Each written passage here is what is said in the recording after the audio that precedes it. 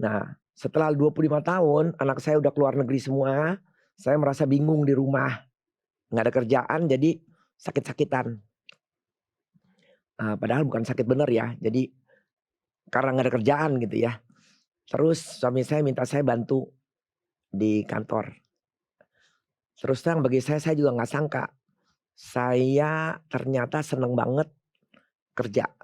Jadi master pesan, kalian yang hidup di Indonesia, injak bumi Indonesia, di bawah langit Indonesia, kalian harus mengabdi kepada Indonesia.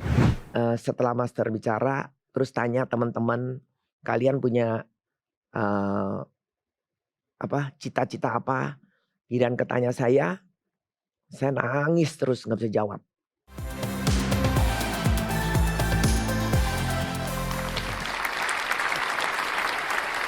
Eee, Apa kabar pemirsa TAI TV?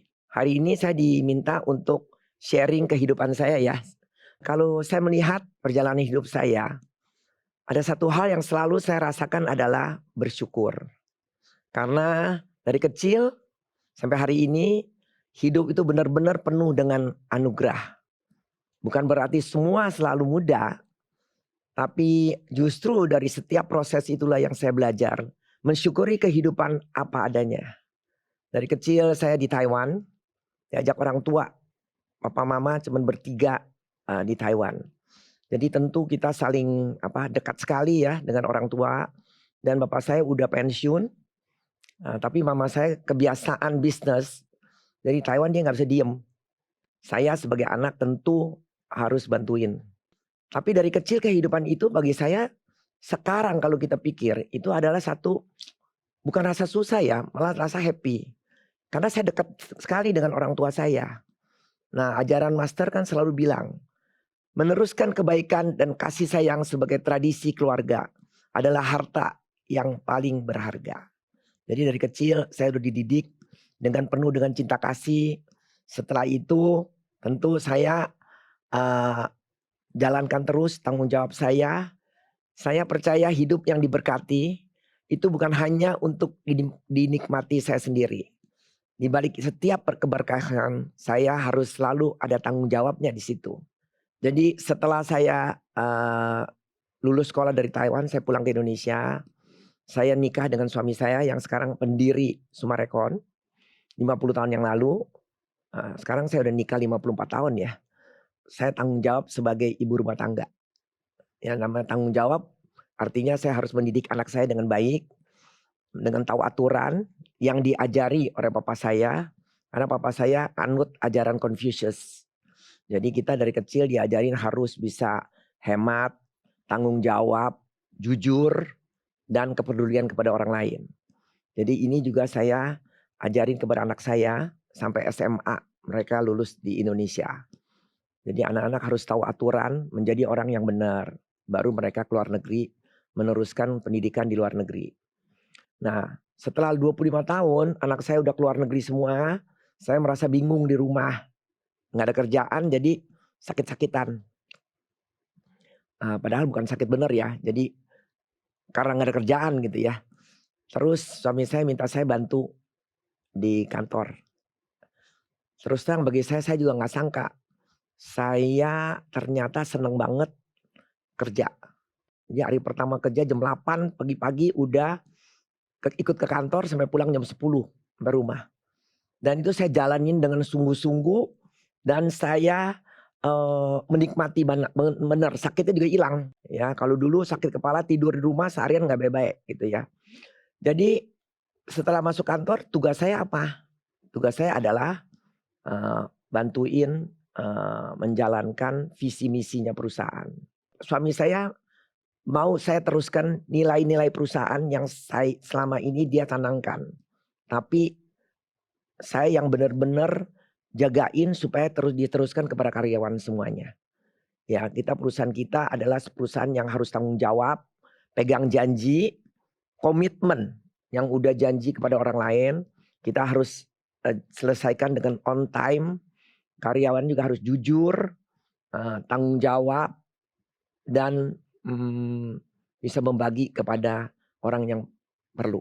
Seiring berjalan waktu, Nilai-nilai itu terus bertumbuh dan saya merasa sangat bersyukur karena saya bisa ketemu Master Chen Yen pada tahun 2002.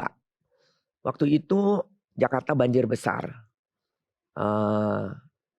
Saya nggak berdaya ya, karena di Kelapa Gading mungkin kalian tahu sampai 3 hari banjirnya ya waktu itu.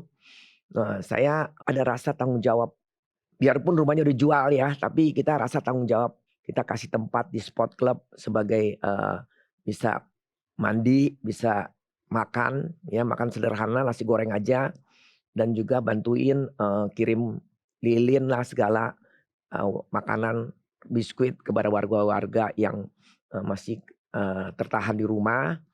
Dan kita juga waktu itu ada beli itu perahu karet untuk bantu evakuasi warga-warga kita yang di Kelapa Gading.